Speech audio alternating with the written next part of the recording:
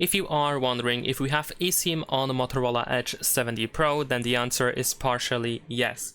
In some cases you can easily activate eSIM, and that is actually region dependent. I mean, in some cases if you purchase the Motorola Edge 70 Pro, it comes with 2 physical SIM card slots and no eSIM option. And in some regions it comes with 1 physical SIM card slot and the option to activate eSIM. If you can activate eSIM, then you can go to settings over here, then choose network and internet. Then we have SIMs and mobile network, and then in here we can download new SIM where we can set up the eSIM, as you can see over here.